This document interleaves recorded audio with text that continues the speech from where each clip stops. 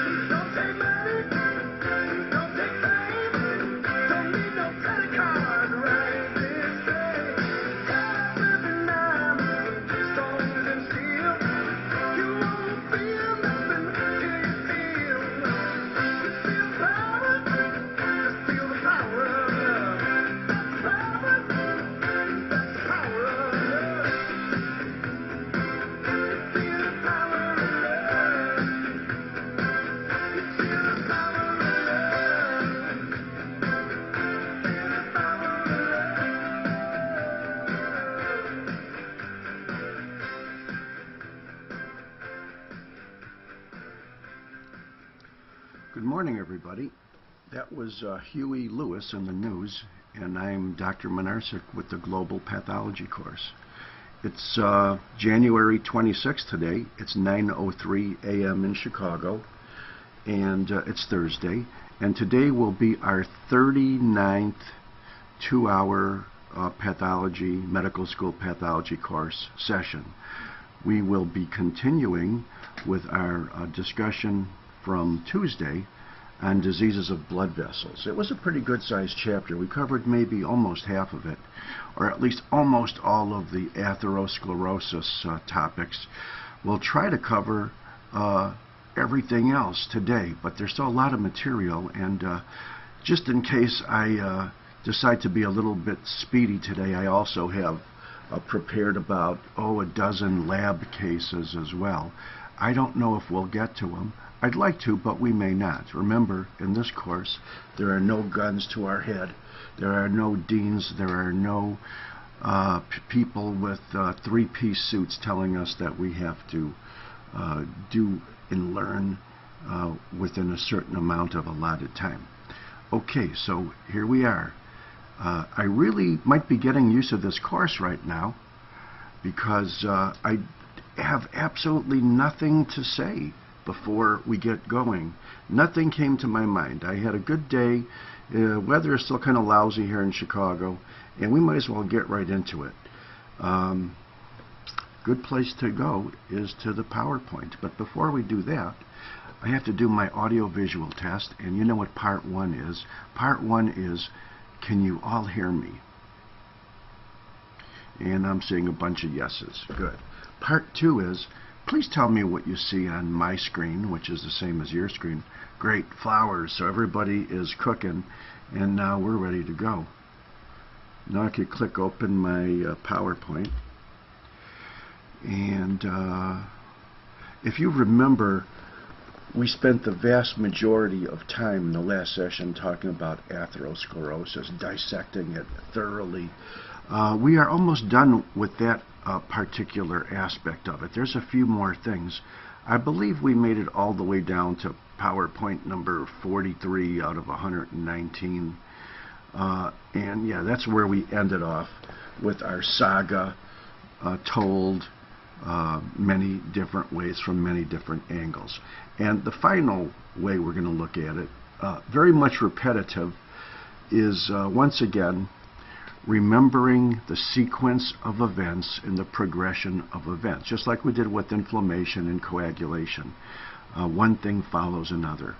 And of course, number 1 here in our saga, according to the pathogenesis section of Robbins, is the concept of chronic endothelial injury. Here's our endothelium. It's the innermost portion of the intima. The thickest portion of the artery is the media, and then there's a little connective tissue, the adventitia. Well, what are some of the things that could injure the endothelium? How about hyperlipidemia, for one? We saw the role of hypertension. We saw the role of cigarette smoke. We saw the role of homocysteine. We adhered to the general Virchowian principles of hemodynamic changes. We know toxins can do it. We know viruses can do it. We know chlamydia can do it. And we know that you can have an autoimmune phenomenon as well in the absence of external antigens. These are all the things that could injure it. The response to injury, and the first thing we see under the microscope, is monocytes adhering to the endothelium and diapedicing or oozing, or besides adhering, emigrating below that endothelial layer into the deeper layers of the intima. And that's the very first thing we see. A collection of these is called a fatty streak once they are in the subendothelial intima.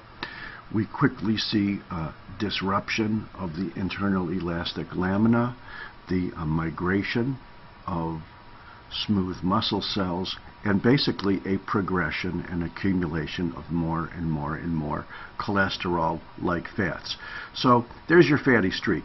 And by the way, if you can actually palpate a bump under that fatty streak with your finger at an autopsy, you can probably call it a plaque rather than a streak. But sometimes it's a pretty fine line of differentiation. You now have your inflammatory reaction in the intima, which can be so big and so thick that you really can't tell anymore any difference between the media and the intima. And often this inflammatory reaction, consisting of lymphocytes and smooth muscle cells and foamy macrophages and maybe calcium and maybe fibrosis and maybe cholesterol clefts, can be the majority of the thickness of the wall of the actual artery. Finally, step number 5 is more of the same things we saw from step number 4. More collagen, more lipid, more lymphocytic reaction. And of course, with chronicity, not only do you get more collagen and more scarring, but very much likely to get calcium as well. Usually when you cut through an atherosclerotic artery that's heavily plaqued, you can hear the scalpel blade crunch through the plaque. So you could diagnose atherosclerosis even if you were blind, as long as you had a scalpel in your hand. So once again, here are your 4 stars of this entire saga, with the biggest one and the earliest one being endothelial injury, then the subendothelial inflammation, the accumulation of lipids, and the role of smooth muscle cells. Remember, once again, the SMCs are not just there to contract like they are in most other places of the body. They're also there to lay down ground substance as well, in which all of the lipid and inflammatory debris has accumulated. Okay, couple of final points is that, you know, in pathology from day one, I told you that there's basically, from the point of view of pathologists, and especially anatomic pathologists, we like to think of diseases as either degenerative, inflammatory, or neoplastic. And if you remember, all of the chapters of systemic pathology are basically organized that way.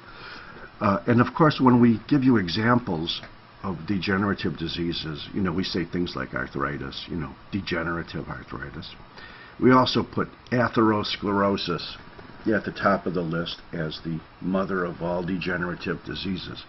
But the interesting thing about this #1 disease on planet Earth is that there are evidence for significant interactions with the other 2 types of disease. For example, when you look at the cells in the plaque and you do genetic studies, they are oligoclonal. They are all from the same clone.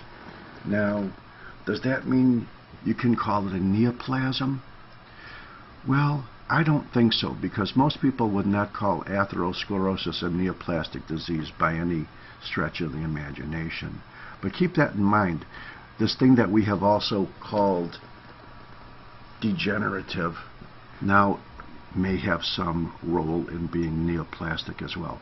And remember, we told you that a couple of the common organisms, especially chlamydia and CMV, are very, very popular for injuring endothelium. And of course, there's an inflammatory reaction underneath that endothelium coat. So can we call atherosclerosis maybe an inflammatory disease or an infectious disease even, based on their strong link to these organisms, which are very, very often present at some point in time in the human body, especially CMV? Well, maybe we can. But I just wanted to point out this slide to show you that atherosclerosis is the mother of all diseases. And the mother of all diseases wouldn't be appropriately termed unless we could show links to all types of diseases. So this degenerative disease is also linked in certain ways to neoplasm, as well as inflammatory or infectious diseases. Prevention principles, well, we've mentioned it. Let's give the general principles. I think you have to know what your major and minor risk factors are, because you have to know which principles are to be attacked or prevented. And you all know that the 4 major risk factors are all either preventable or treatable. You know, the hypertension, the cigarette smoking, the diabetes, the hyperlipidemia. And you should know both primary as secondary principles, understanding that atherosclerosis begins in childhood. So if you're going to have significant prevention, you have to start it in childhood, not after the fatty streaks have turned into plaques and maybe even more well into the adult life. And remember, the risk factors that are present in children predict the adult profile. So if you have a high risk adult for heart disease, for thrombosis, for stroke, remember those risk factors were in him way, way, way before he or she actually got the plaque. And of course we remember the protective role estrogens for women, some ethnic differences, but the big thing is diet and the so-called level of, quotes, development of the society. You know, I wouldn't be fair to you if I didn't bring up the question that, you know, is always brought up on every discussion as a final point. Is I don't think I've ever given this talk in real life and somebody didn't come up afterwards, usually with a vested interest in the question, and say, can atherosclerosis be reversed? Well, if you read all of the major sources, including Yahoo Answers, the answer is no. Okay? Like, can cancer be reversed? Well, you know, that's maybe debatable. Atherosclerosis cannot be reversed. Okay? It could be slowed down. It could be treated mechanically. It could be at the point where it's perhaps arrested by appropriate therapies, but it generally does not go away. You know, and now that we can measure, you know, the amount of lumen that's open, and perhaps even quantitate the calcium in coronary arteries, you know, I don't think you're going to find too many examples of the stuff going away. Now, there's no doubt that about once every year, or every 6 months, you're going to read some study from a non-reputable journal, or perhaps an internet spam or scam ad that will give you profound information that this could be done. But I want to tell you, the answer is no. So when you hear every now and then, about every 6 months, of an amazing breakthrough, it's either by some lunatic doctor that wants to be famous and he published it in an irreputable journal, or more likely somebody that wants to make a lot of money from poor, sick, atherosclerotic people. So you don't go from here to here. The other direction, of course, everybody goes from right to left, but nobody goes from left to right. We're done with the big discussion on atherosclerosis, which is the majority of the meat of this chapter. We're going to talk about a few other topics, not quite as lengthy. We're going to talk about hypertension. Remember, I'll be talking about this in the chapter on heart as well, under hypertensive heart diseases. We'll talk about aneurysms. We've already told you that the majority of them are caused by atherosclerosis, but not all of them. So we'll give a little bit on the principles and sequelae of aneurysms. Then we'll talk about the vasculitides, or the large family of inflammations of blood vessels, particularly arteries. And because we do not have a lot of specific organisms, infectious organisms, which cause that inflammation, you would imagine the vast majority of them are in this categorization of autoimmune. We'll say a little bit about veins, because the chapter is on blood vessels and we've been spending all our time on arteries, and then get into a few principles of the neoplasms of blood vessels. Blood vessels are connective tissue, so a malignancy of a neoplasm might have the word sarcoma after it, although some of them don't. Hypertension, very simple. No reason to spend a lot of time defining it. There have been a lot of variations of this definition, but let's keep it very, very simple. If you define hypertension as almost all, or 95% essential, or I guess you could call it primary, but nobody calls it primary. They all call it essential hypertension, which means idiopathic. You know, nobody knows what causes it. And in about 5% of the cases, we know what causes it. It's related to renal and endocrine diseases, so we call that secondary. And just about every type of endocrine disease known to man is likely to produce some type of hypertension. But the definition of hypertension, the kind that you'll be treating 95% of the time, is essential, primary, idiopathic. And here's the definition. Very simple. Any sustained systolic blood pressure over 140, or any sustained diastolic pressure over 90 is hypertension. Not too long ago, everybody felt that the sustained diastolic was much more important to treat than, technically fluctuations in the systolic. I'm not too sure if they think that way anymore. Another thing that used to be very popular is to give an elderly person a little bit of leeway. So I've even heard it said that if you add if you add your patient's age to 100, that would be a normal systolic. Nobody really believes it anymore. Let's make it very simple. Any blood pressure sustained 140 over 90 is hypertension, and leave it right there. The primary essential hypertensions are idiopathic. They're all tied in to the renin-angiotensin-aldosterone axis. And the secondary ones are either renal or endocrine or cardiovascular, even some miscellaneous anatomic things. But here, remember this.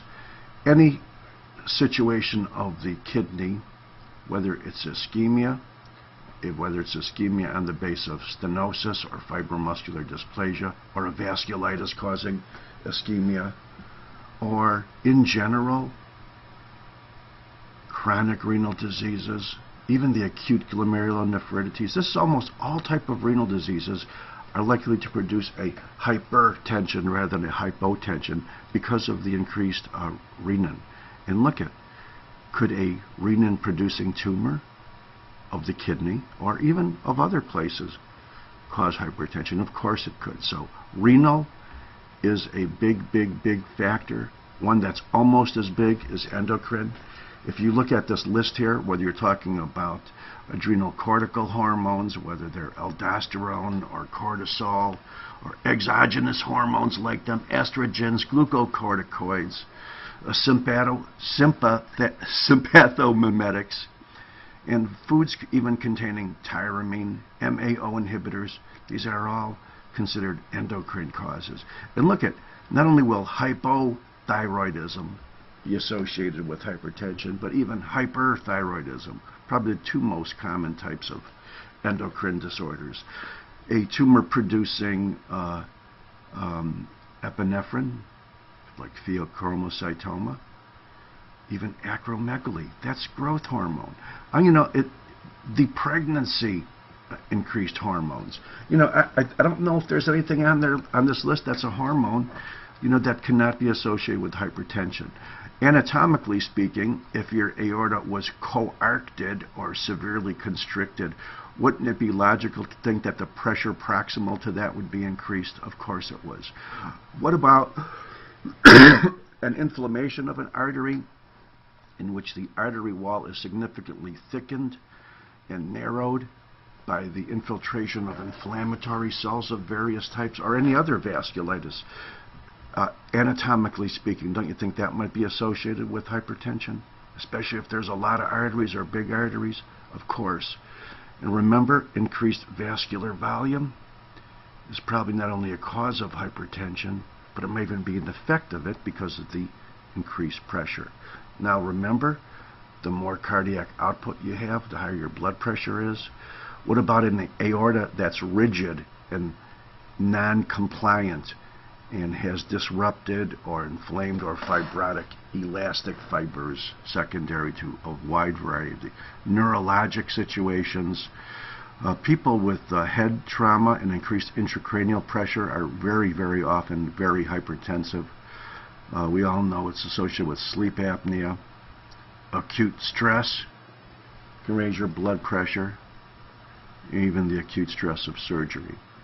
So these are all reasons. I'm going to make myself grammatically correct and keep my letters small. So hypertension, very simple. Blood pressure is directly caused by cardiac output. The more blood your heart is putting out, the more pressure there'll be. And peripheral resistance. So the more resistance you have in your peripheral vessels, chiefly at the arterial level, the higher your blood pressure will be. That's a simple formula. And, we don't like to keep things simple here all the time, so let's make this a little more interesting. There's your blood pressure. Cardiac output is determined by blood volume. The more sodium retention there is, the more blood volume you have. The mineral corticoids are very good at increasing blood volume. That little hormone secreted by your atrium, the atriopeptin, does the same thing. That cardiac output is the result of both heart rate as well as stroke volume or contractility, even though stroke volume, of course, is not exactly the same as contractility. A high ejection fraction, okay? These are all things which will raise blood pressure from the cardiac output part of the equation. Now, let's look at the peripheral resistance. And the rule is, logically speaking, the more resistance you have to that flow of cardiac output, the greater your pressure will be. So, things that constrict your arteries, particularly smaller arterioles, because the resistance to cardiac output in your body is chiefly at the arterial level. Remember, angiotensin II does it after it's been converted from angiotensin I by the angiotensin converting enzyme. Catecholamines do it. And remember, even the mediators of inflammation like thromboxane, leukotrienes, we mentioned endotheliin as being from the endothelial cells. Endotheliin is a powerful vasoconstrictor. And what if you want to lower that resistance and therefore lower blood pressure? Well, remember, nitric oxide is a great dilator. Many of the kinins are, and some of the prostaglandins. So it's a controlled system here.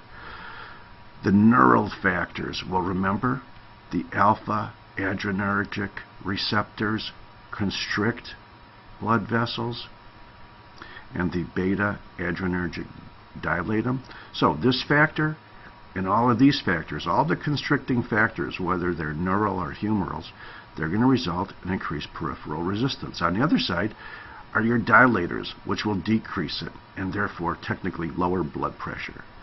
There you go. Remember, even things like pH has a significant effect on blood vessel contractility or dilatation. Hypoxia, the same thing. Remember the concept of shock. So this is one way of looking at it, and the chart could have been a hell of a lot more complicated, but to me, I really like this one. Now, when you are practicing medicine and a drug company guy comes up to you and he says, hey, come on for our free dinner at the Marriott Hotel, you get a steak or a prime rib, you're going to sit down, and 9 times out of 10, you're going to hear some guy talking about RAS, okay? Because this is the basis of almost all antihypertensive therapy, realizing that it is all, or pretty much all, essential. And the primary control is at the level of the kidney, which secretes renin from the juxtaglomerular apparatus. Remember those little cells in histology? Well, under the influence of decreased flow or hypoperfusion, your renin is increased. Those little granules right there in, from the juxtaglomerular apparatus. And that enzyme renin then cleaves a peptide called angiotensin, OGen, and converts it to angiotensin I. Well, so far everything is going nice, but angiotensin I by itself doesn't do very much. So chiefly in the lung, angiotensin I is then converted to angiotensin II by appropriately termed angiotensin converting enzyme, or ACE. That's why not only almost all of the slick blood pressure pharmacology or antihypertensive pharmacology now are based on ACE or ACE inhibitors. Not only are they big, but they're getting bigger. And that little enzyme is found chiefly in lung capillaries. Now, once you got that angiotensin 1 converted to angiotensin 2, you got your active product. And angiotensin 2 does a whole wide variety of things. But keep things simple. The reason why it's called RAAS is we're going from renin to angiotensin, and angiotensin 1 converted by the ACE enzyme to angiotensin 2 then does a bunch of things, but the main thing that it does, it causes release of aldosterone. Okay, and the net effect of aldosterone is to reabsorb sodium. And when you reabsorb sodium, you reabsorb water, and therefore you got to increase blood volume and all. There you go, increase blood pressure as well. Here's another way of looking at it. This is the same thing we just said. You got decreased perfusion in the juxtaglomerular apparatus, so your kidney releases renin. In the liver, then, which makes angiotensinogen, you're converting that, cleaving it to angiotensin 1. Then in the lung, you have the enzyme called ACE, angiotensin converting enzyme, puts it into angiotensin 2. We told you the main thing that angiotensin 2 does is act on the produce aldosterone, release aldosterone to produce sodium retention by the kidney. But look, it does a whole bunch of other things too. I've made a little list down here. Angiotensin 2 also increases sympathetic activity and results in the constriction of vascular smooth muscle. We all know that it does tubular reabsorption. It would look to me from this list that it does it directly as well as through aldosterone. I'm not too sure if that really matters, because the end result is that sodium is reabsorbed, potassium goes the other way, and now you have increased water retention.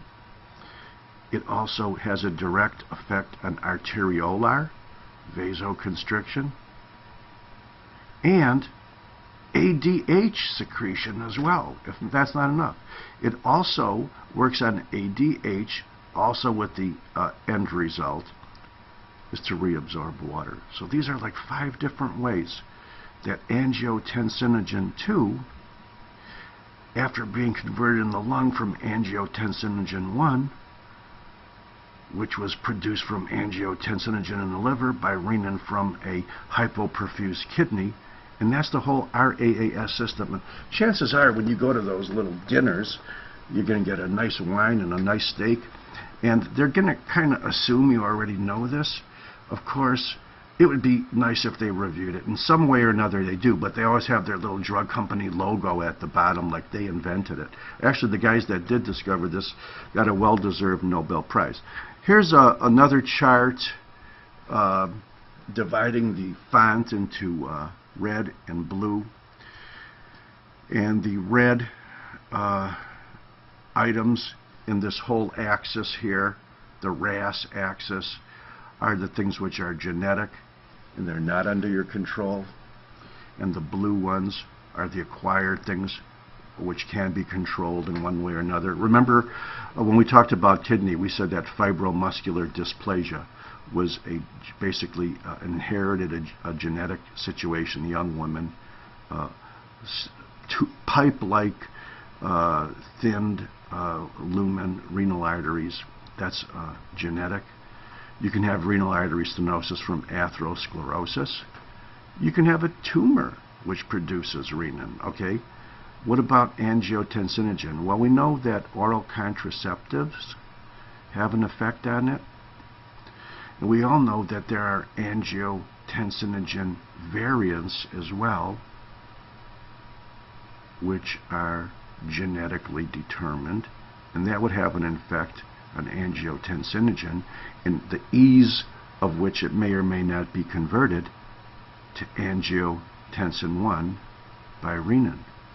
Now, angiotensin 2 works on aldosterone to pour out mineralocorticoids. Remember, from the zona glomerulosa of the adrenal cortex. Now, some of the enzymes at that level, like 11-beta hydroxylase and 17-alpha hydroxylase, they can be deficient, or as an acquired condition, you can have a tumor of the adrenal cortex, an aldosteronoma. Of course, when you look at it under the microscope, you don't know it's secreting aldosterone. You just see a big yellow ball, filled with cholesterol substances, and they can produce an increased amount of mineralocorticoids as well. Now, at the mineralocorticoid receptor level, you can have a couple of genetic diseases, like an 11-beta HSD, like we saw up here. But there can also be glucocorticoid resistance as well. Last but not least, licorice. There's something in licorice which interferes with mineralocorticoid receptor activity. You can have hypertension on the basis of that. And a little question mark after Cushing's syndrome, because Cushing's syndrome technically is increased glucocorticoids rather than mineralocorticoids. But there is some overlap. And remember, increases of glucocorticoids are related to hypertension, but not as strongly as increased mineralocorticoids, like aldosterone. Okay. You should at least, well, I don't know. Let's just say at the very bottom, these are a couple things you'll never see in your life, except for maybe on the boards. I think you should know that there's a couple of syndromes, like Gitelman syndrome, Liddle, L-I-D-D-L-E, that are also genetic, okay, in which it's a mutation producing problems with either the cotransporter or a subunit of ENaC, either the beta or gamma or alpha or beta, which are genetic conditions as well. Nevertheless, this is how you can divide this axis here into conditions which are either genetic or acquired conditions which affect this axis. And of course, once again, the basis of almost all modern antihypertensive therapy in general would be something that has an effect on this axis as a general process somewhere along the line to slow it down. This is possibly taken from the lab, and I don't know if we'll be getting there too soon, but I want you to remember that hypertension, even though it's essential 95% of the time, you can usually see a rather predictable changes in the kidneys. We talked about this before. I'll mention it again.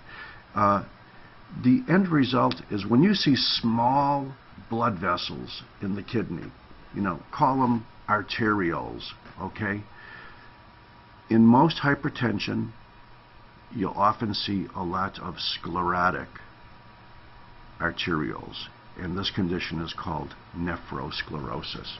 And look how the sclerosis in these small blood vessels, or if you would like to call these arteriolosclerosis, that's very good. Look how stable it is. It looks almost like boring, stable collagen or something that's pink, and makes this vessel looks more sclerotic than it should be. That's called benign hypertension. Okay? Could it be a cause of more hypertension? Yes. Could it be an effect of hypertension? Yes. Now, when that wall is layered out like skin on an onion, or perhaps necrotic so it looks a little bit like granular fibrin. Those are two things in which the wall is no longer looking, kind of quiet. These are more active. When the walls are showing more active destruction, that's frequently associated with malignant hypertension. And it doesn't mean that the cells are malignant. It means clinically it's malignant, because malignant hypertension is very often sustained systolics of more than 200. It has a very, very high mortality, and it has a very, very high relationship to stroke. And people with malignant hypertension very often live a lot shorter than patients with malignant tumors. So, end result, when you see onion skinning around an arteriole, or fibrinoid necrosis, which I don't think we see here too well, but it would look very much like granular pink hyaline substance, very much looking like fibrin, but it's not. That's why it's called fibrinoid. These are things which are features of malignant hypertension. Okay?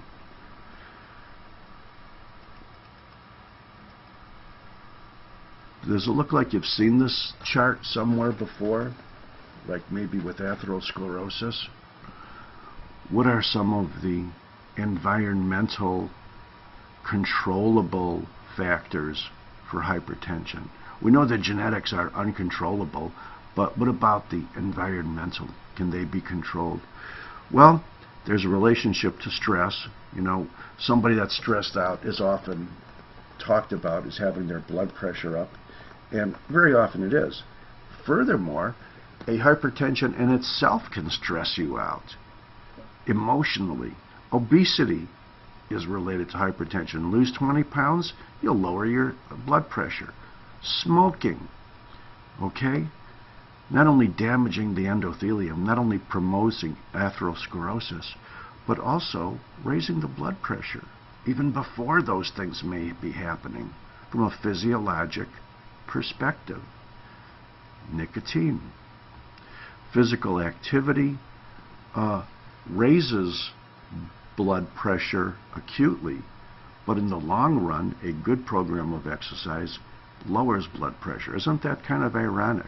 And of course, the big one, and no matter what you put your patients on when they come in with their essential hypertension, what's ever in vogue when you're in practice, remember, you're always going to tell them to limit their sodium, their salt.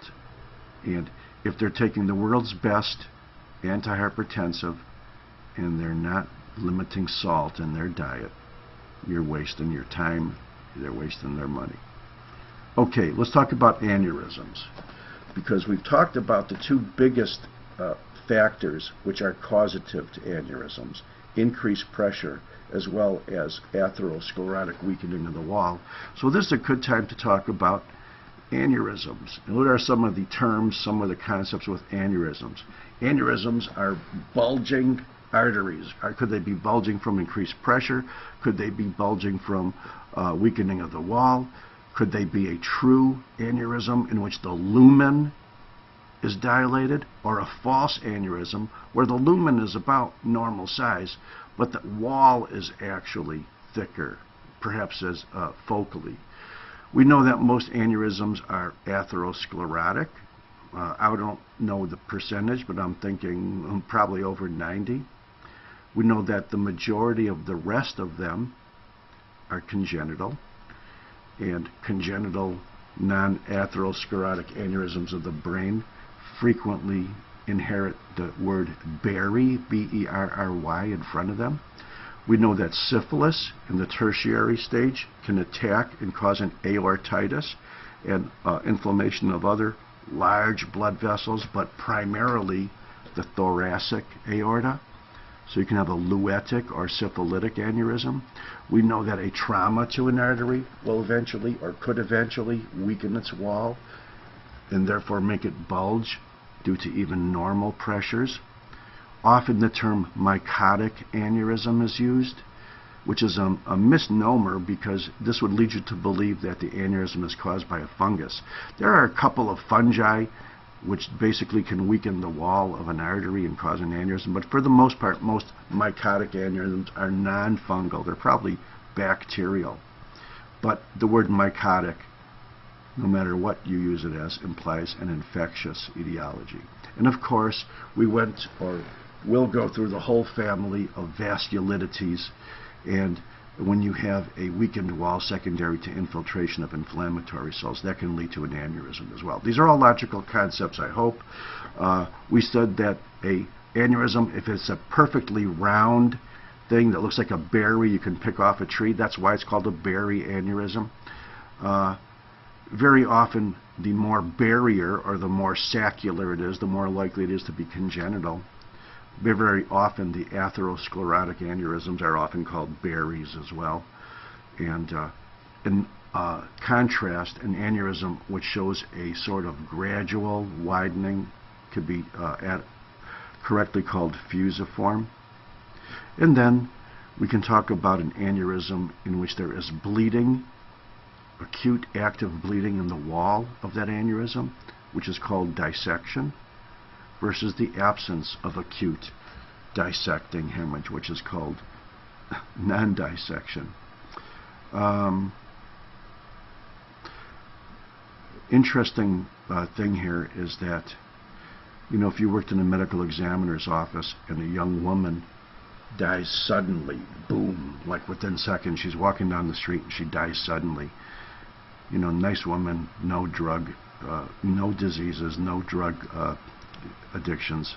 You take her to the coroner's office and he says, let's find the berry, because statistically that's the most likely cause of somebody, of a woman, especially in your age group, that dies suddenly with no antecedent disease.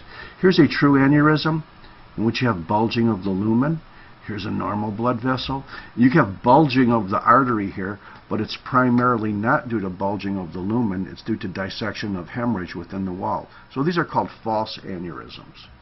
Okay, microscopically, if you think of this nice elastic stain here, showing these squiggly elastic fibers within the wall, and you know this has to be an aorta because the elastic is throughout the entire wall. If it was a regular artery, it might only be, you know, the internal elastic lamina. If you think of those little squiggly things as being rubber bands, well, if you disrupt and fragment those little squiggly rubber bands due to atherosclerosis or perhaps arteritis, aortitis, that could result in an aneurysm. So it's not very likely that you'll ever see an aneurysm in which these nice little squiggly elastic fibers are sort of lamellated like you see here. When you find an aneurysm of the aorta, most of them are going to be in the abdominal aorta. And almost always the abdominal aortic aneurysms are between the level of the renal arteries and the bifurcation of the iliacs. You almost never see them above the renal.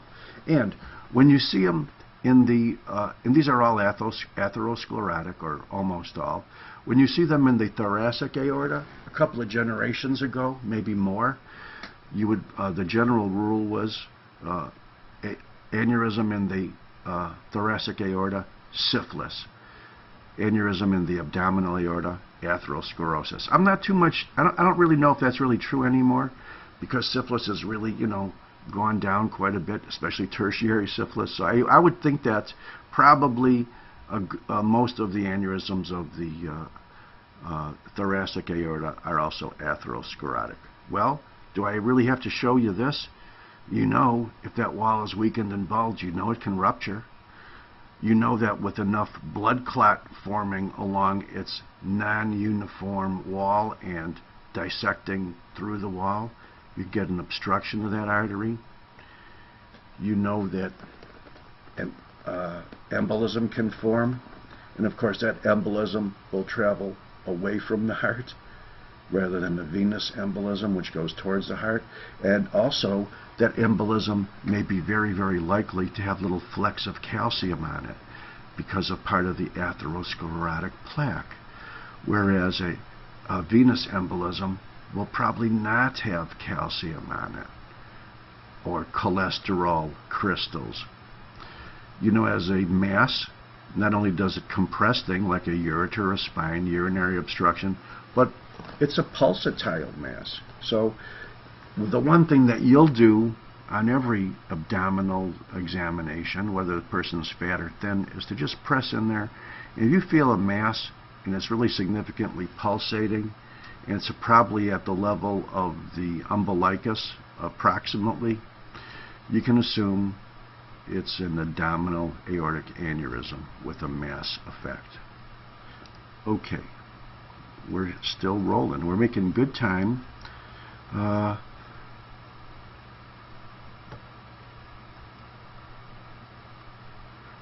Here's dissection of an aneurysm. See these nice squiggly sort of lamellar or lamellated elastic fibers? Now they're being disrupted by what you absolutely know is acute hemorrhage. This is dissection. It's occurring within the wall of this aorta. And look, there's elastic fibers below it, and there's elastic fibers above it. And I'm thinking this is probably the endothelial surface here. So we got something that's dissecting right through the middle of the wall and further weakening it. What might the symptom be of an aneurysm? I hope this is all logical too. Well, it's big, bulgy, it's pulsatile, might have a mass effect. It'll encroach on surrounding structures no matter where it is. If it's in the thorax, patient can actually have respiratory difficulties because of encroachment and pulmonary airways and vessels. Kind of an interesting thing, which you may remember when you dissected your recurrent laryngeal nerve, you remember how it comes in very, very close proximity and wraps around that arch of the aorta? Well, a damage to that nerve can happen because of an aneurysm. So somebody presents with hoarseness, okay, one of the things you should always consider is an aneurysm of the thoracic aorta. It's not going to be high on the list. Dysphagia, if it presses on the esophagus. Cough, if it presses on the lung or even larger bronchial structures. Pain, because of its expansile effect. Aortic valve dilatation, if it's pressing on, if it's involving some obstruction to aortic outflow. And of course, the greatest feared sequelae, especially the large aorta, especially the thoracic, is rupture. A ruptured thoracic aneurysm is generally fatal. Okay. It wouldn't be fair if we didn't say a word about the syphilitic aneurysms. Luetic, they're also called. They're chiefly thoracic, and they're chiefly secondary to an inflammation of the aorta. Tertiary syphilis and even secondary syphilis produces a pattern of inflammation everywhere. 3 generations ago, syphilis was called the great masquerader. Now, I think you could probably call either AIDS or atherosclerosis the great masquerader, only because syphilis is relatively rare now. But when you see a inflammatory infiltrate, and it's predominantly plasma cells, you should always put syphilis in your mind as one of the possibilities. And a thoracic aortic aneurysm, in which there's a predominance of plasma cells infiltrating that aorta, very, very good chance it's syphilis. Okay, it's generally a little bit earlier than I would start the break, but we're making pretty good time, and we got a nice big topic to talk about after the break. It's going to be the vasculitides, the general list of common inflammatory diseases of arteries. And remember, even though this is called vasculitides, they are all generally arteritides. Okay, we're still not giving fair time to the veins. We'll give a little bit of time at the end. And I'm just going to show you the list here, because these are the things we'll be talking about after the break. And we're done with this. We're going to really be in the home stretch. Whether we get to the lab or not is another story. So I'm going to pop this down I'm going to open up the window. I could see nobody's complained about anything. Somebody said they couldn't hear me, but then they admitted it was their connection. So I am going to ask all of you again. Did you hear me well in the first hour? Is the question. And did you see all the nice little fine details on my PowerPoints as well? Okay, good, good, good. I'm happy, happy, happy. There's no logic to the music today. I just went through my file of about 20,000 MP3s, and I picked out some things I like. So here's 3 for you, and then I'll be back after the third one.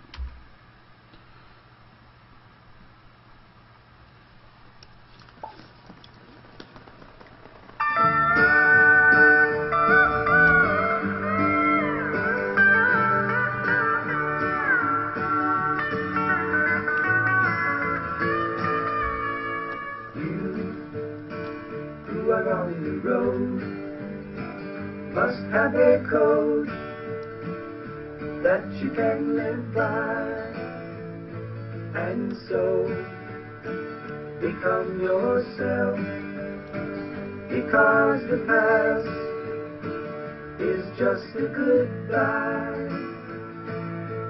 Teach your children well, their father's help it slowly go by, and feed them on your dreams, the one they fix, the one you know by. Don't you ever ask them why, if they told you you would cry, so just look at them and sigh.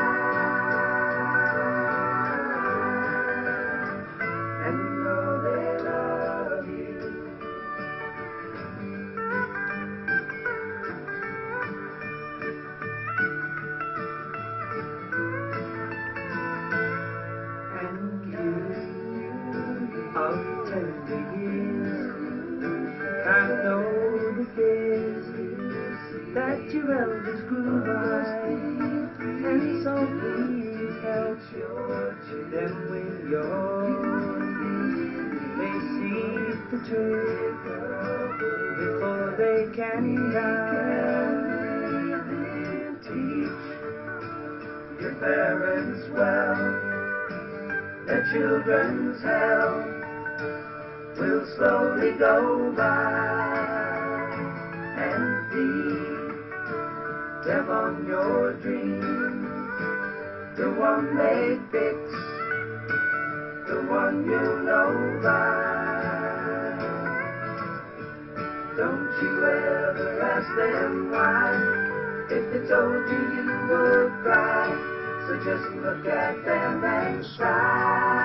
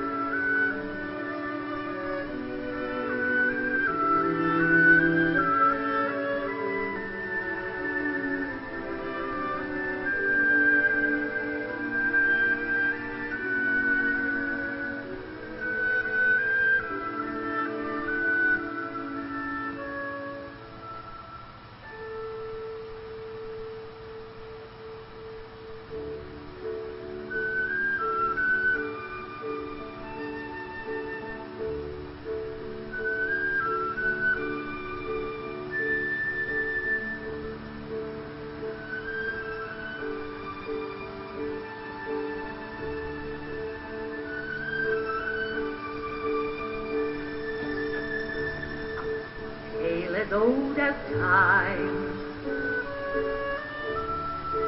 true as it can be. Barely even friends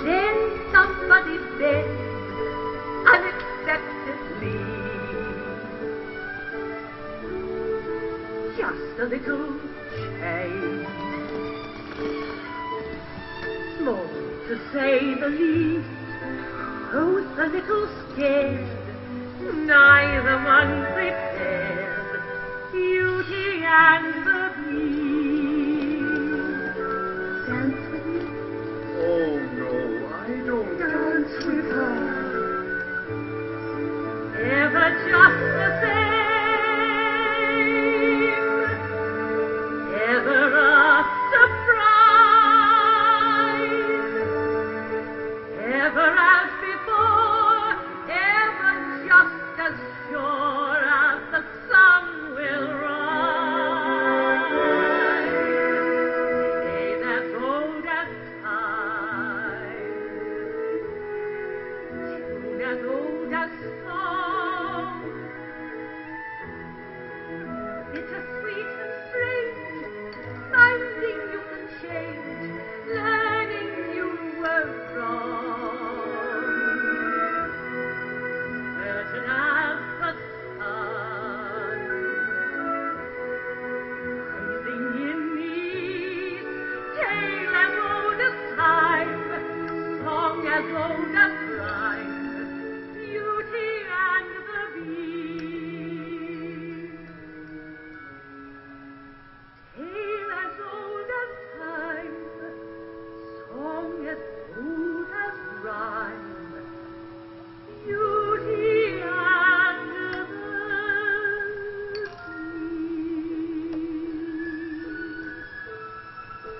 Off to the cupboard, Mrs. Elship. Past your bedtime. Good night, love.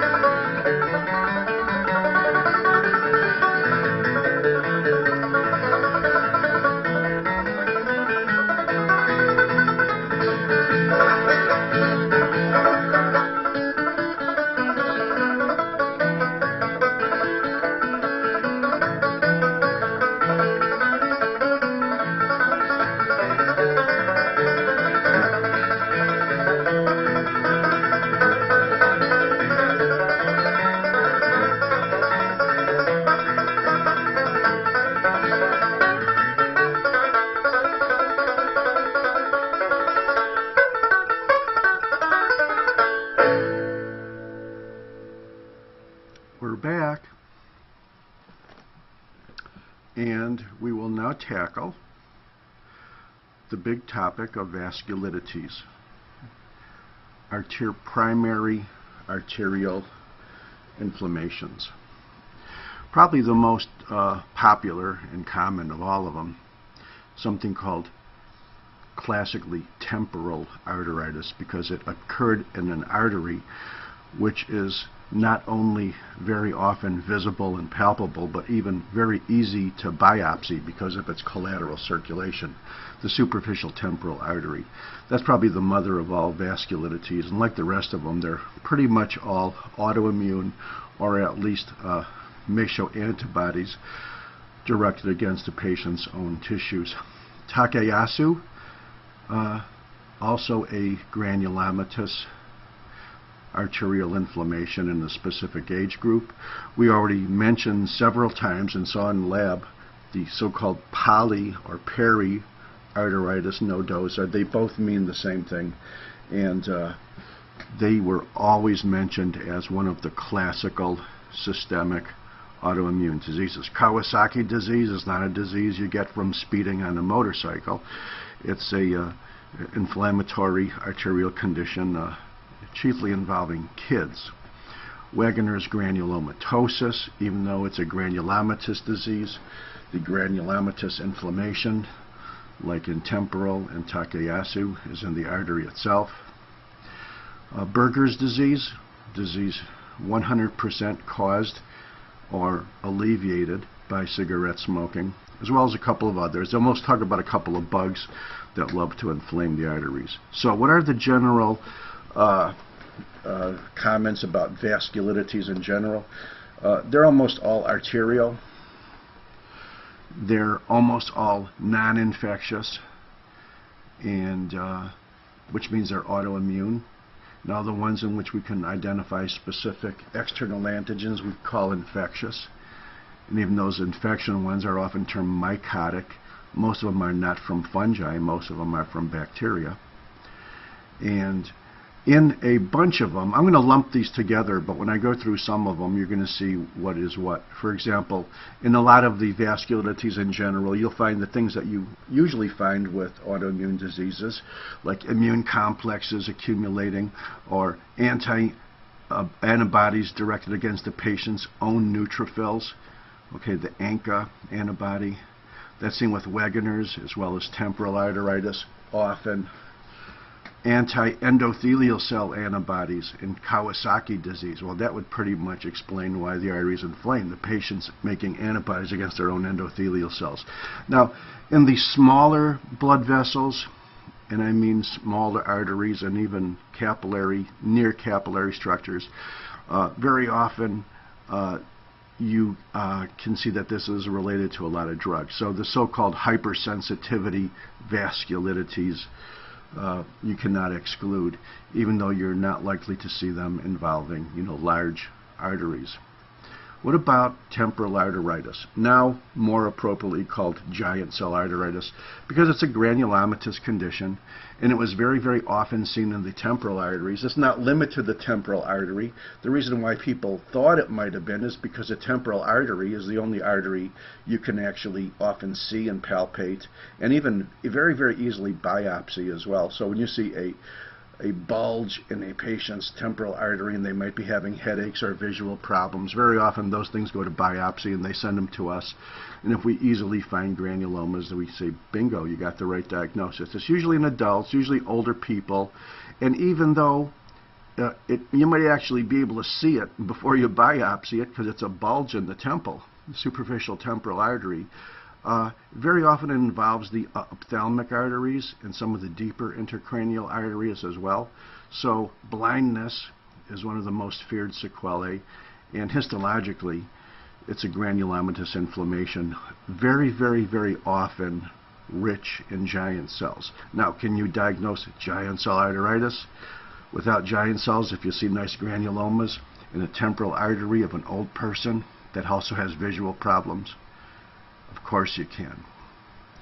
Now, there's a syndrome in which you have temporal arteritis, but it's also associated with a very, very high elevation of the patient's erythrocyte sedimentation rate.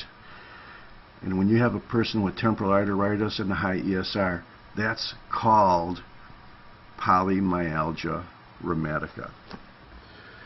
We know it's autoimmune. One of the proofs is that these patients very, very often have antibodies directed against their own neutrophils. So, here's an artery. You could see the muscle. You see some inflammatory changes in the adventitia, but you can also see inflammatory changes in the muscle. You can also see some inflammatory cells in the intima. When you look closer at some of this rather localized inflammatory infiltrate, you see multinucleated giant cells. Absolutely GCA, granulomatous arteritis, or giant cell arteritis. Here is a nice stain of an internally elastic lamina, this nice squiggly thing. I assume it's a temporal artery. It doesn't have to be. Most of them are. And you can see disruption. And if you were to zoom in on higher power, you'd see giant cells. That's probably one there. Here's a person that had temporal arteritis diagnosed by sight. It's the superficial temporal artery. There's an eye. You can see a little bulging in it. And that's the area they're likely to biopsy, and more likely than not, they'll find granulomas and giant cells. Now, could there be that same process going on in some of the deeper arteries you don't see, like the ophthalmic artery? Absolutely. Let's look at another picture. This is right from our lab case, by the way, which we're going to see maybe today or next class. You can see an arterial wall. You can see a heavy inflammatory infiltrate, and boom, 1, 2, 3, 4, 5. There's about a dozen giant cells in here too. You see, this one is probably good enough where you could actually appreciate multinucleation. In fact, I'm going to ask you, can you see the multiple nuclei inside that cell as easily as I can? That's the question. Or here, maybe this one is even better. Can you see multiple nuclei there? Good. That means that, you know, if I can barely see it and you can see it, that means that we're getting very, very good replication on this webinar. Another granulomatous arteritis is called Takayasu. You'll probably never see it. I never saw it. It loves arteries which are heavily elasticized. Remember, in the aorta, the whole wall is elastic fibers. In the main thoracic branches of the aorta, common carotid, subclavian, okay, you also have a lot of elastic tissue, not just one single internal elastic lamina. Well, Takayasu loves those big, big arteries. It's usually in young Asian women. And it's also called pulseless disease by classical nomenclature, simply because when you lose the elasticity because of granulomatous inflammation, that artery is not likely to respond with pulsatile fluctuations between systolic and diastolic pressures. So it's all called pulseless disease. And if you look at it histologically, I don't know if we're going to see it histologically. Oh yeah, we are. And you see giant cells. You might say, oh, well, this is giant cell arteritis. Well, it is because it's a granulomatous inflammation, but giant cell arteritis is generally reserved to the other disease of temporal and intracranial arteries in older adults. This is a disease of young women. Here's an aortic arch. You can see some disruptions in arterial blood flow, especially here at this area. You say, my God, what's going on in the wall of that, what is it, subclavian? That looks like there is, or maybe that's a nominate, let's say. Here is a thickened artery wall. And when you look at it, I'm sure if you saw the other giant cells well, you can see that these are really, really nice multinucleated giant cells. So, Takayasu, temporal artery, they're both giant cell granulomatous things, different population of patients. We've talked about PAN, or poly or periarteritis nodosa. Both of the terms are appropriate, because it's often in multiple arteries, and very often the chief brunt of the inflammation is in the adventitia or periarteritis. So they're both appropriate. And because it could be a focal process, the artery can have a normal caliber, normal histology, and just have a segmental or a nodular area of inflammation. I think nodosa is also an appropriate term. It could occur technically in any medium or small artery, very often deep arteries in the viscera. Like any arteritis, it could cause an infarct if it's occluded. It could rupture preceded by an aneurysm, or it could rupture if there's not an aneurysm because of weakening of the wall. It could result in ischemia on whichever area it feeds. It is one of the classical systemic autoimmune diseases. Okay. If you look at it microscopically, and we will, we're going to see an example of what I tried to tell you about before, the fibrinoid necrosis. We're going to see it's very often segmental, hence the name nodular. And you can see necrosis of the wall. And that type of necrosis is generally a little bit redder and a little bit more granular than regular old collagen. So, and it looks like fibrin because fibrin is usually granular on H&E. So that's why it's called fibrinoid. It's not fibrin, but it looks like fibrin. And very often you'll find anti-neutrophil antibodies here too, especially in the smaller vessels that are involved. And remember, when we gave the big dissertation on the systemic autoimmune diseases, PAN was on the list. But remember, in addition to that, any systemic autoimmune disease, whether it's lupus or rheumatoid or even scleroderma, systemic sclerosis, it can also have an arteritis as part of it as well. So if you are asking me, well, if I see an inflamed artery, how do I know whether it's PAN versus one of the arteritity components of these other systemic autoimmune diseases? And of course the answer is, on histology alone, you can't. Here's a artery. You could see the brunt of the inflammation is around it in the adventitia or peri, but you can see it also involves the entire wall, especially here. Here the media is involved. Here there's a lot of intimal involvement. So it's really a pan-arteritis, but the majority of it usually is peri. And it's often more than one artery that's involved, so that's why it's also called poly. And I don't think I'll live long enough to where somebody makes a law where you got to call it one or the other. It's very often called both. Classical autoimmune disease. Now, if you say, well, if I told you this patient had rheumatoid arthritis and this was a little mesenteric vessel like we're going to see in the lab, you say, how do you know this is not part of rheumatoid or lupus even? And I'll say, well, I don't know, it's just an arteritis. There's nothing specifically about it. Another thing to remember is here, take a look at the character. Oh, here, let me see if I could do this.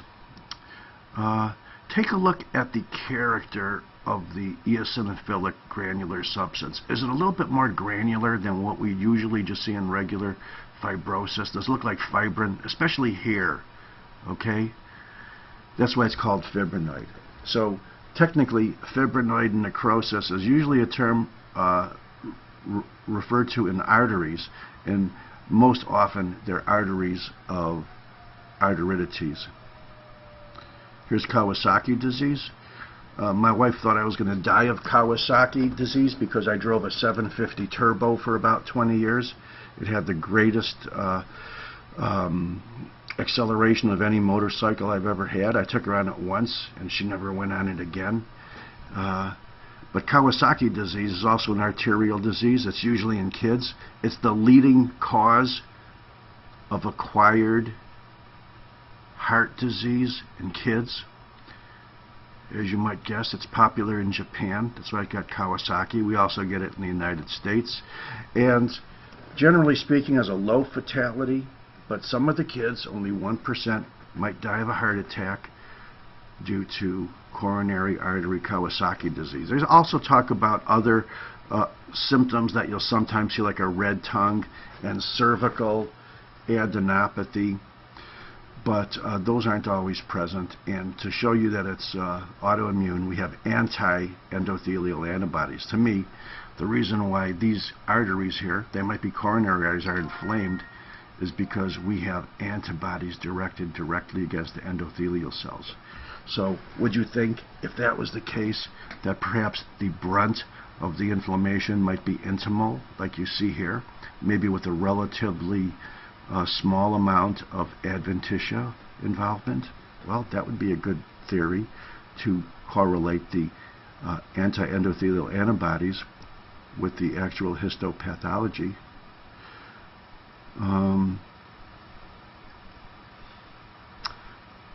This disease goes by a wide variety of names. It's all the same thing, but it is a vasculitis. It's usually small blood vessels, even capillaries and veins, but also arterioles. It's usually the very small ones that are microscopic. It's frequently in the skin, so it's basically a dermatologist disease. And I'll give you the three names. One of them is microscopic polyangiitis. One of them is hypersensitivity vasculitis. And the most preferred term, we had a dermatopathologist talk about inflammatory skin diseases. The pathologists and dermatopathologists and dermatologists, they usually use the preferred term leukocytoclastic vasculitis. And the reason why it's called leukocytoclastic is because you know what a leukocyte is, right? And you know what clastic means, don't you? It means fragmentation. So in this disease, with the inflammatory changes in the small vessels, you also have fragmentation of the leukocytes, or neutrophils. And that's the term called nuclear dust. It's also called leukocytoclasia. And very often, more often than not, most of these are allergic reactions, and they're sometimes caused by penicillin, or even strep can be a factor as well. And probably because if they involve the superficial vessels of the skin, this is basically a dermatologist disease. Here's a nice picture. Now I want to point something out. This epidermis is out of focus. You see a stratum corneum here, but you could generally imagine that the entire epidermis looks pretty normal. What you can see, however, is a bunch of inflammation in the dermis, and you can see a good sized blood vessel here.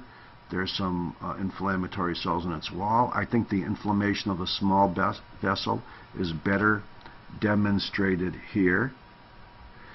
And do you see, if let's say this and this and this is a normal size of a nucleus of any cell, what about these tiny things like there and there and there, which look much smaller, but they have the same staining property as a nucleus? Well, they're fragments of nuclei, and they're fragments of neutrophil nuclei. That's called nuclear dust.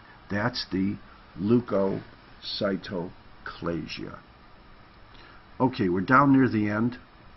We'll talk about Wegener's granulomatosis, still very, very much a mysterious disease. It's very often, more often in females than in men. It's in middle age, so we'll say 40s. It's very often necrotizing granulomas. Two features of Wegener's granulomatosis is, number one, granulomas, and they're all necrotizing. They're necrotic. And they're almost always limited to the upper and lower respiratory tract, sometimes the kidney. And it starts out in the blood vessels. And even though it may start out in the small blood vessels, very often the granulomatous reaction is large. It might be several centimeters in diameter. It might look like lung cancer. Okay? It used to have a pretty high mortality. With high immunosuppressive therapy, that mortality is massively improved in the last couple generations. Very often when it has renal involvement, you can see a crescentic glomerulonephritis. And for those of you who were here for the renal lecture, you remember crescentic usually implies clinically a rapidly progressive glomerulonephritis, because you actually see little crescents in the glomeruli. And almost always, once again, it's autoimmune. You see anti-neutrophil cytoplasmic antibodies, or what they call ANCAs. So here is a lung, and it has some infiltrate. This could be anything. Up here, the infiltrates on CT look pretty big. Up here on the actual autopsy specimen, you can see not only necrosis, but liquefaction and hemorrhage within the center of the large granulomas. You know, you might think this is lung cancer clinically, radiologically, even grossly, but it's just big, huge necrotic granulomas. Remember, they also involve the upper respiratory tract, the nose, the pharynx. If these two little dots here look similar, that's totally a coincidence. These are actual neutrophils. You can see the three lobes in here. They're just blown up neutrophils. And the reason why they glow is because they were labeled with a fluorescent antibody against neutrophilic cytoplasmic antibodies. So these neutrophils are C-ANCA positive. They show that this patient had antibodies against the cytoplasm of neutrophils. And that's why they look like that. Now, if you think this picture here looks similar, it's absolutely not. This is an eye. This is a keratitis and an iritis, okay? This is something that you often see with the disease also. That's why there's an irregularity of the iris, an opacification of the cornea. You may see this in the disease too. But the thing that I want to emphasize the most is that when you look at these granulomas, they're vastly, largely, and even entirely necrotic. So it's not unusual to have a granuloma of this size and you make, 20 sections through it, and it's all necrotic crud. You're looking for, one or two types of cells to identify, just all necrotic crud. Now, I know what you're thinking. You're thinking, well, if these granulomas are necrotic and they have that crumbly appearance like cheese, why aren't they called caseating granulomas? Well, the reason is, I think it's by convention. Usually when you use the word caseation, even though it means crumbly necrosis like cheese, for some reason that term has been sort of the property of tuberculosis. So I don't think anybody would ever call the necrotic textures, crumbly necrotic cheesy textures of Wegener's caseation necrosis. I know you can, but people usually don't. Okay, here's another one.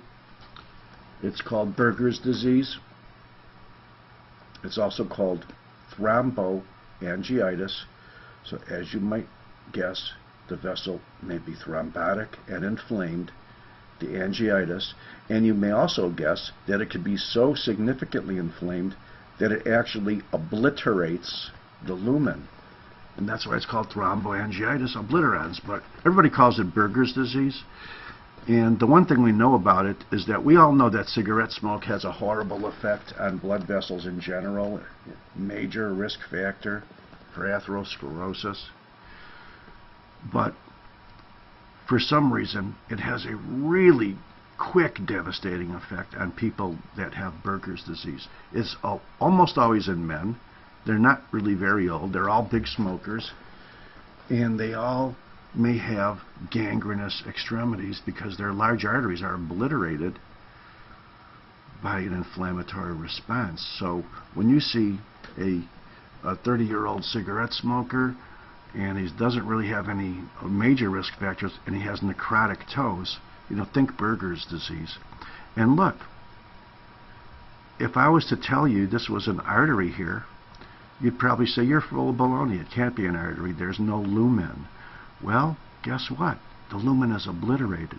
And do you see how it's different from atherosclerosis? In atherosclerosis, you might see lipid, plaque, calcium perhaps, cholesterol, clefts. Up here, it's just all inflammatory infiltrate. Not granulomatous. It looks like organizing inflammation. It's actually obliterating the lumen here, or almost obliterating it here, and well on the way over here. Okay. Don't think that arteridities are really different from the systemic autoimmune diseases, because every systemic autoimmune disease usually has an arteritis as part of its expression. And we're going to see a couple cases from the lab in which you have a classical arteritis, but it's in the gut or the adrenal perhaps, and it's somebody with rheumatoid arthritis. So don't ever think rheumatoid arthritis is strictly joints. You know, you have rheumatoid nodules in the skin and the lung, and very often a vascular component. Also with lupus too. Lupus is very big for producing. So don't make the mistake of thinking arteridities are different from classical systemic autoimmune diseases. Now, we said that 95% of the arteridities are non-infectious and therefore probably autoimmune. But let's talk about a couple of bugs. Aspergillus fungus, the septate fungus, okay? Very, very often. I actually did an autopsy once on a guy that had Aspergillus endocarditis. If you remember, we talked about mucormycosis, also a hyphal fungus with septae that can occur in patients that are very, very much immunosuppressed, including severe diabetics. These are two things. And the thing is, these are both fungi, aren't they? So in that case, the word mycotic aneurysm would actually be appropriate because these are fungi. Myco means fungus. But most of the things called mycotic aneurysms are not fungi, and generally speaking, more likely to be involved by a wide variety of bacteria. Okay. Got a couple of small things to finish up on. I don't know if we'll get to lab. I doubt it. We've neglected entirely the primary diseases of veins. We've so far devoted all of our time to talking about arteries. We also, like in almost every other chapter of Robbins, at the end have to consider neoplasms, the common benign and malignant neoplasms of blood vessels too. So those are our final topics. But the first thing I want to discuss is Raynaud's phenomenon. And you notice it says Raynaud. More often than not, it might be called Raynaud's. It's a phenomenon, okay? It's not a disease. It's a phenomenon. It means very often there are really no demonstrated pathologic findings. So if you don't have a demonstrated pathologic finding, you don't have a disease. It's more of a spasm of an artery, physiologic, due to a wide variety of things, rather than a specific disease. It's more of a clinical symptom than a disease. We'll talk about veins and lymphatics after that, and finally tumors, and a couple words on intervention. So let's start out with the Raynaud phenomenon. It's very common. Women are much, much more common in women than men. You can consider it a primary disease. It was formerly called Raynaud disease, but now it's more likely to be called primary Raynaud phenomenon. And it's a situation in which generally healthy looking arteries constrict, usually triggered off by the cold and sometimes emotion. And it's usually in the digits, it's usually in the hands, but it could also be in the toes. It could also be the tip of the nose. And it's a generally temporary physiologic vasoconstriction of normal arteries. And if it was not temporary, you might expect gangrenous changes to occur in the fingers, and usually they don't, okay? When you examine the arteries, they don't show any pathology. That's why it's called phenomenon rather than disease. But the thing that they do show clinically and reliably are color changes. And it's not just good enough to remember red, white, and blue, okay? You have to remember the order in which these colors occur. When an artery constricts, there's pallor in that extremity or nose or digit, and they're white. Okay, now later on, maybe minutes even, because there are some cyanotic changes, they are then blue. Finally, as sort of a reactive hyperemia, they are red. So the correct order of this is white, blue, red. Now, this exact same condition, not associated with anything, occurring idiopathically, called Raynaud's phenomenon, can also occur secondarily to other well-known diseases like atherosclerosis, the arteritis of lupus, Berger's disease, remember? But in this case, you actually see pathologic changes. So Raynaud's phenomenon in normal arteries is called Raynaud's disease, or primary.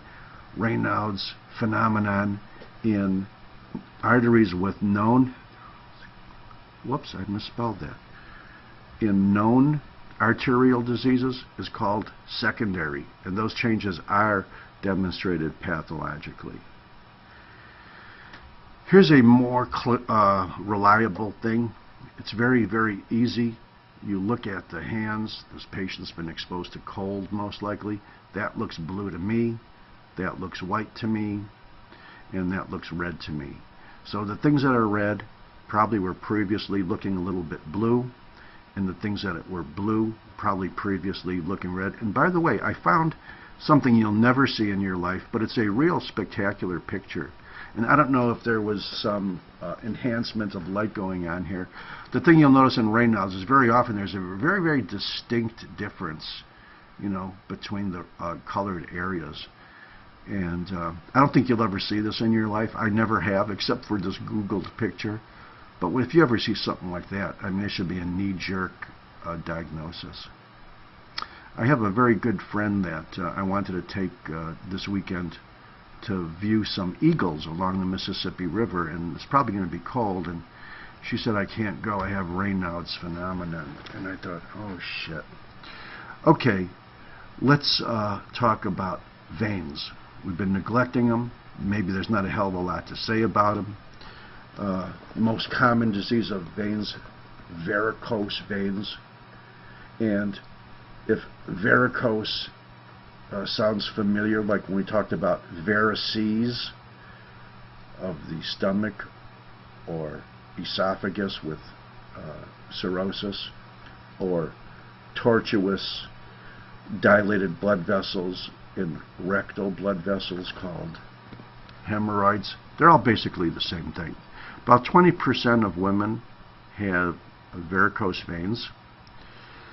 The usual primary cause is leg vein incompetence of the valves. Okay, so when you have the veins, especially the large veins in your leg, superficial veins, they have valves. When there's some valvular problem, they generally tend to pool. When they pool, they become dilated. When they become dilated, they can become a little bit more tortuous. Under the increased pressure, the veins may become thickened as well. So these are all the features of varicose veins. If you'd rather call them varices, you can, but once you say varice, you're probably referring to somebody with cirrhosis, and varicosities are what we call them in this situation. The veins are dilated, they're tortuous, they're elongated. Under the increased pressure, the wall becomes thickened and sclerotic, often can find calcifications, and the usually normal, thin, smooth muscle could be disrupted because of the scarring. And conceptually, they're probably the same sort of thing as the varices or hemorrhoids that you see in other locations when there's portal hypertension or increased abdominal pressure. The diagnosis you'll get back from your pathologist is not varicosity, because that's a clinical term. Usually on the pathology report, if these patients have surgery, which fewer and fewer of them do have nowadays, they're usually treated through sclerotherapy. But most of these things come back as a phlebosclerosis. on the pathology report, meaning the veins have some thickening and fibrosis of the wall. That's what we called them anyway. In fact, it was almost a knee-jerk reflex. Nobody ever got excited over varicose veins as specimens, so we would just, throw them in the bucket, have some slides made, look at them, and 2 seconds later, whether we looked at it or not, just call it phlebosclerosis. Here's some spectacular examples.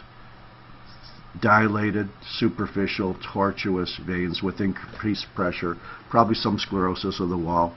I don't know why this is terribly blue, if there was some diagnostic technique used here or whether there was some hemorrhage. I would try to ignore that part because I can't see how it would only be affecting one leg and not the other. I think there's some trick going on over here. Thrombophlebitis. Okay, very often not really regarded as a primary vein disorder itself, even though it's inflammation of the vein wall. It's usually much more likely related to a thrombus that's inside the vein. Nevertheless, when you get a diagnosis of thrombophlebitis, most likely the area of concern are the deep veins of the leg. Now, thrombophlebitis technically is inflammation of a vein with a thrombus anywhere, okay? But the part that is of most clinical concern when you have a diagnosis of thrombophlebitis, in part of your hospital's coding system, it's probably going to be related to deep vein. Superficial veins of the legs do not give rise to pulmonary embolism. Superficial veins anywhere else do not give rise to pulmonary embolism. It's only the deep veins of the pelvis and lower extremities that give rise to PE. So the factors of thrombophlebitis are the same as basically the factors of thrombosis anywhere. Stasis of blood flow, like in CHF. Many of the malignancies, especially the GI malignancies, it was first described in pancreas, but also colon, also lung, have a migratory type of thrombophlebitis. And pregnancy can produce a thrombophlebitis because of pressure on the large veins and stasis of flow. It's related to obesity. The number one concern of any surgery, general anesthesia, is a pulmonary embolism follow. So they make sure that those legs are nicely taped up during the surgery. And technically, immobilization of lower extremities due to any reason, and probably the most common reason is significant chronic illness, is a significant risk factor for thrombophlebitis. But if you remember in Virchow's triangle, any of the factors in Virchow's triangle which tend to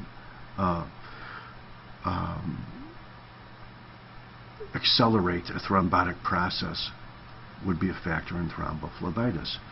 The most feared sequelae, of course, of a thrombosis of a deep vein of the leg or deep vein of the pelvis is a pulmonary embolism. We'll be dealing with that separately. Probably not inappropriate now to say that if a vein in a large extremity deep is thrombosed, you can have edema of that leg just because of impaired venous return. You're going to have cyanosis, perhaps. It's a little more severe because of inability to perfuse oxygenated blood. Any inflammatory process will produce heat, pain, swelling. These are just all the classical signs of inflammation. No big surprise here. However, most people that are admitted to hospital with thrombophlebitis, you could do a lot of things like, measure the diameter very carefully and all that. Really, most of them will not have any of these symptoms. So just like with a pulmonary embolism, the majority of people with pulmonary embolism are asymptomatic. The majority of people with thrombophlebitis or the deep veins are also asymptomatic. Here's something significant in the superior vena cava. We can't ignore that large vein. Something that compresses the superior vena cava, usually externally, can cause the SVC syndrome, in which you have impaired drainage from the superior vena cava, edema of the head, neck, and arms. Okay, this is all the drainage area. Also a cyanosis because of a decrease of oxygenated blood. This is the same person before and after the correction of the SBC syndrome. Could it have been removal of the thoracic tumor, perhaps? So you could see that this woman is normal. This woman has what's classically called dusky cyanosis of the region of the distribution of the superior vena cava, the head, the neck, and the arms. Let's take the other big vein, the inferior vena cava, and just like with the superior vena cava, most likely reason for it would be external compression such as neoplasms. But if you have a large thrombosis, in the pelvis and involving the iliacs, that can extend into the inferior vena cava. You could have a large abdominal aortic aneurysm pressing on it, causing either, number one, impaired flow or stasis of flow and therefore thrombosis. And of course, in IVC syndrome, you have bilateral leg edema. Just like in SVC syndrome, you have bilateral arm edema. The thing to remember is that we're also talking about the renal veins here too. So anything that shows a significant obstruction of the renal veins, it's probably going to result in massive proteinuria. Okay, so think renal vein thrombosis, whether it's a regular clot or a tumor or a compression, massive proteinuria. Not exactly the same as the nephrotic syndrome, because there are the other things in nephrotic syndrome, but massive proteinuria in IVC syndrome. The one thing we've totally neglected are the lymphatics. A lymphangitis is technically an inflammation of the lymphatic vessels. The most common causes of bacteria, group A beta hemolytic strep, most likely. In a theoretical lymphangitis, you have your lymphatics filled with, maybe even dilated with white blood cells. It's almost always associated with a cellulitis as well, so not only are the lymphatics dilated, but there's edema and the white cells extend into the soft tissues as well, which is called cellulitis. And of course, the general principle is if your lymph node, which is receiving those cells, cannot process that infection, then most likely that bacteria, group A beta hemolytic strep, will then go out and cause a septicemia. So the common childhood fear, their mother told them that if the infection travels up to their arm, they'll get blood poison and die. Well, that sounds pretty crazy, but the pathophysiologic principle is right there. If the lymph node can't clear the infection, bacteria are very likely to go into the blood. Here's a lymphangitis. I got one in which there's very little cellulitis. There's not much swelling in this soft tissue. I think you could tell that. We could say, well, maybe is there some swelling in the toe there? I don't know, maybe, or maybe they're just bumpy toes. You can see the redness. You don't see much swelling. Could it be a little bit warm? Yeah, because it's acute inflammation. If you see, and you usually do, a large amount of cellulitis with this, you'd probably not be likely to diagnose a cellulitis. A lymphangitis. You'd probably be more likely to call it cellulitis. So is it a spectrum? Sure. Any significant lymphangitis will result in a cellulitis, and if the predominant clinical anatomic sign or symptom is a cellulitis, you call it cellulitis.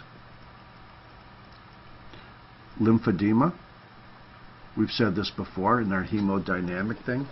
Anything that damages lymphatics, whether it's surgery, whether it's radiation, whether it's a tumor, whether it's parasites hiding out in the little lymphatics, blocking them, will result in lymphedema. So lymphedema in this woman here, and in most cases of lymphedema, especially in the older days when more drastic surgery was done for breast, was the result of damaged lymphatics due to surgery. It was just, one of the obvious things you could not avoid. Here's a normal arm, here's a lymphedema arm. Here is a very massive lymphedema, and it looks like it's a man. I'm not sure. It's in the lower extremity, but it doesn't matter. But massive, massive lower extremity lymphedema is not usually seen in this country. It's usually seen in countries where the filarial, the tiny worm parasites, are involving the lymphatics of the groin and the inguinal area, and as a result, all of the fluid from the lower extremities can't be filtered through the lymphatics, so the lymphatics are blocked by the fact that they have little worm parasites living in them. So for those of you who have ever gone to a bookstore and paged through a pathology book, probably the single most horrible thing that you'll see, you always look for the page of the lymphedema, and you find some guy in Africa whose scrotum is all the way down to his ankles practically, and you know that that's lymphedema. Lymphedema could be congenital as well, based on failure of proper development of the lymphatic vessels. I've never seen one, it's rare, but it happens. Now, there's a certain type of skin lymphedema that you're likely to see, and it's called peau d'orange. And for those of you who don't know French, like me, it means orange peel. And it usually occurs in carcinomas, especially breast carcinomas, in which the little lymphatic blood vessels are blocked by small nests of tumor cells. Now, if I showed you this picture right here, and you would say, well, why would Dr. Minarsik be showing us a picture of an orange in a pathology class? Well, this is not an orange. This is skin in a breast in which there was massive lymphatic involvement by the dermal lymphatics by these little tumor cells within small lymphatic vessels. Do you see? There is an endothelial cell there. There is an endothelial cell there. And look, there's absolutely no muscle around it. That's a lymphatic vessel. These are tumor cells. They're big and dark. They look like breast, but trust me, they're tumor cells. And if they block up enough lymphatics, it makes the superficial dermis very, very puffy looking. And look, you see these little pores over there? Those are the openings to the eccrine sweat glands. And the reason they were so prominent is because the skin or the dermis around them is so swollen, it makes those little openings of the sweat glands look more prominent. Obstruction of lymphatics at the level of the thoracic duct might produce a significant amount of lymphatic fluid, white, milky lymph or lymphatic fluid within the thorax. Okay? Or, most likely, if it's blocked at the level of the diaphragm or higher even, it might produce chyle or lymph fluid. Chyle is the same as lymph fluid, C-H-Y-L-E, in the abdomen, and that's called chylosocites. And if it involves the thorax, it's called chylothorax. It could even involve the pericardium. I've never seen it. Chylopericardium. Okay, now you're thinking, why isn't this consistent? If you call this hydrothorax and hydropericardium and hydroperitoneum, well, you just call this chyloperitoneum. Well, I guess technically you could to be consistent, but nobody calls it that. They all call it chylosocites. Okay, we're down to our last topic, almost, of tumors. And that's always the topic that comes at the end of almost every chapter. There's a little bit on this, and then we're talking about stents, but rather than trying to rush through this, we're going to end here. And we're going to end here because there's also about a dozen cases from lab, and there's no way I could fit this in, and I don't want to feel like I'm a slave to a schedule. So in the next session, we'll finish off on vascular tumors, say a couple words about stents and bypasses and grafts, and then we're going to do a lab, and then we'll have time to start the next chapter on heart. How does that sound? So we'll call it a day, except I've been neglecting you again because I haven't asked you the big question, and the big question was, did you all hear me well in the second half? And somebody asked me if they don't have a microphone, could they type their question into the question box, and I said yes, so I'm waiting to see the question. But I'm also going to look at my attendee list here and see if anybody has their hand raised as well. So if you do have a microphone and it works, and it's probably going to automatically configure with webinar, you can just raise your hand by clicking the little hand on your control box, and then I'll be able to hear you. We have a hand here from Alexander Kravstov, and let's see if Alexander would like to say something today. Hello. I have a question about racial differences in arterial hypertension mechanisms in Afro-American. Okay. Well, let's just say there is a difference, and it's worse in blacks. I can't expand on it much more than that. It's a significant difference. That's all I could say without stretching my credibility. Okay, thank you very much. Okay, bye, Alex. Okay, no more questions. I'll be very happy to look at the question box here for anybody that wants to type in a question. And I'm doing that right now. And I don't see any. I saw a couple of comments about somebody had CBR disease and the dust, and I guess we're ready to call it a day. And you know, that usually means we're going to play my inspirational song. Okay, I'm sorry. Somebody actually did type in their question, and we do have time to answer it. So let's hope I know the answer. Lee Chen asks, since cells of the immune system are seen in the inflammation site in either acute or chronic inflammation, so what is the difference between immune response and inflammation? Good question. But I don't think we should think of those as different processes. Because remember, everything in your body is immune. So when you have a specific acute or chronic inflammatory process, you're having an immune reaction as well. So in all honesty, I say there is no difference between the immune response and inflammation.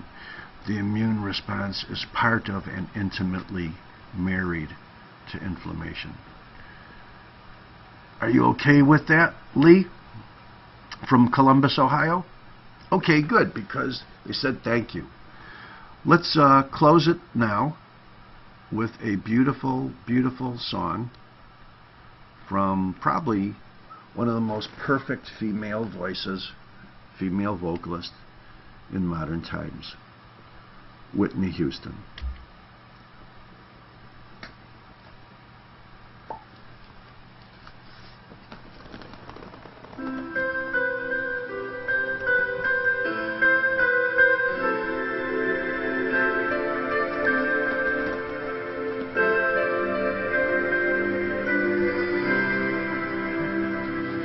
Day I live, I want to be a day to give